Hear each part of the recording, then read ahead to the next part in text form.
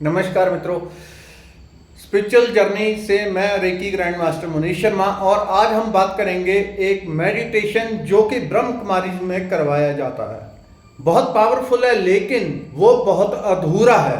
तो ये बहुत पावरफुल मेडिटेशन जो कि आपको आत्म तत्व तक पहुंचा सकता है। तुरंत आपकी जितनी भी मेंटल नेगेटिविटी होती है वो एकदम रिलीज कर देता है।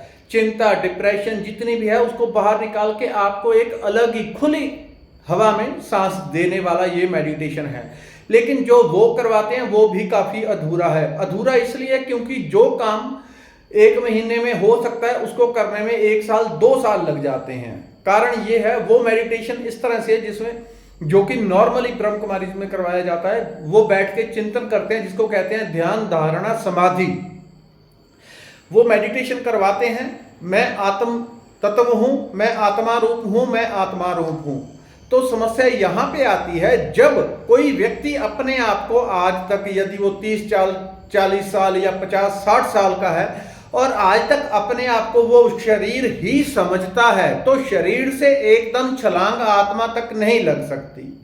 बहुत लंबा समय लगता है एकदम से। ये पूरे अवचेतन मन तक पहुंच करने का तरीका होता है। तो एकदम से छलांग नहीं लगती कि क्विक आपने छलांग लगाई और सीधा आत्म तत्व तक पहुंच गए। ये कैसे आसान होगा जो आपके लिए तुरंत काम करे, ताकि आप गहरे ध्यान का आनंद ले सके, गहरे से गहरे ध्यान में आप उतर सको।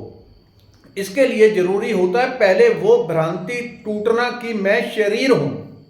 जब तक कोई इस भ्रांति को तोड़ता नहीं कि मैं शरीर हूं, तब तक ये एकदम छलांग नहीं लग सकती। तो इसके लिए आपको एक अपने भीतर एहसास होना चाहिए।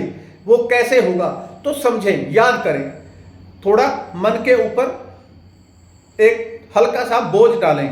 आप ध्यान करें, जब एक शिशु माता के गर्भ में आता है, कितने किलो का, कितने ग्राम का होता है, छोटा सा बिंदु समान। धीरे धीरे माता से वो खुराक लेता है। जब हम माता के गर्भ में आए थे इतने से थे, बिंदु जैसे। उसके बाद माता के गर्भ से खुराक ली, अर्थात हमने भोजन, और वो भोजन धीरे धीरे हमारा शरीर बनता गया। वही जो कुछ ग्राम का था वो बढ़ते बढ़ते जब पैदा हुआ 3-4 किलो का हो गया। तो 1 ग्राम 2 ग्राम का जो था मनुष्य का भी माता के गर्भ में, वो 5-6 किलो का हो गया। ये पहले समझ लें। एकदम से आपकी धारणा टूट जाती है कि मैं शरीर हूं। तो जब आप पैदा हुए 3 किलो 4 किलो के थे, आज 60, 70, 80, 90 किलो के हो सकते हैं। वो कैसे हो गए? जब आप 2 किलो के पैदा हुए, ये 80-90 किलो क्या है? तो ये भोजन है। आप बाहर से भोजन ग्रहण करते गए, वो आपका शरीर का रूप लेता गया। वो जो 2 किलो 3 किलो का पैदा हुआ था, एकदम से 20, 30, 50, 60, 70 किलो का कैसे हो गया? वो जो मेरी पूरी बॉडी बनी है, अर्थात ये मैं नहीं हूं, ये भोजन का ही दूसरा स्वरूप है। ये हाथ मेरे हाथ नहीं है, ये भोजन का ही दूसरा स्वरूप है।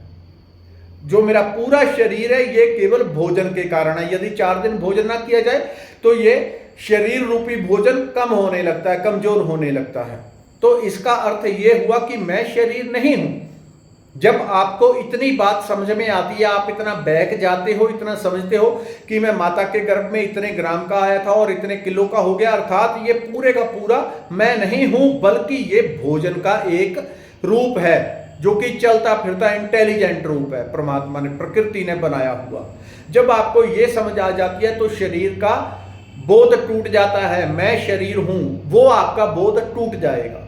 तब उसके बाद आत्म तत्व होने की यात्रा शुरू हो सकती है। उससे पहले एकदम छलांग इतनी बड़ी नहीं लगती। पहले कोई अपने शरीर को, अपने आप को समझता मैं ये शरीर मनीष शर्मा है, मैं मनीष शर्मा हूं, अर्थात मैं इस शरीर को मनीष शर्मा समझता हूं, और इसके बाद छलांग लगाऊं सीधे आत्म तत्व तक, तो एकदम से संभव नहीं है। लेकिन जब आपको समझ आ जाती है कि यहां पे पसीना आता है, पंखे का इस्तेमाल करूंगा तो आवाज आएगी।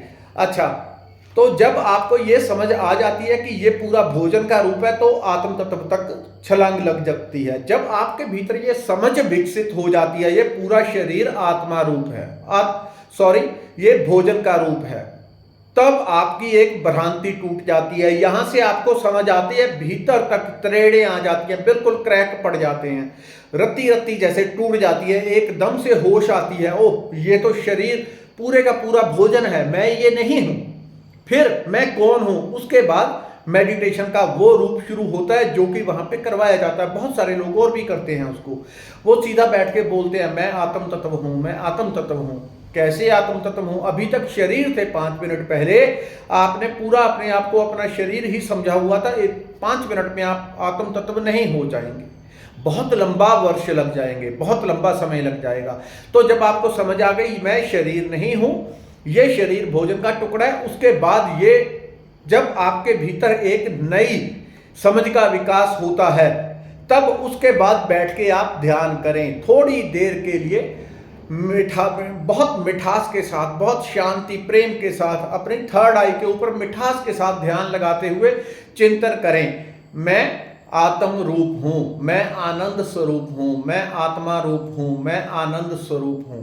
लगातार जब थर्ड आई आज्ञा चक्र, जहां से अपने आप को आज्ञा दी जाती है, और जो अपने आप को आज्ञा देने में सफल हो जाता है वो पूरे जगत को आज्ञा देने में सफल हो जाता है। जिसने अपने ऊपर विजय पाली वो पूरे जगत को जीत लेता है।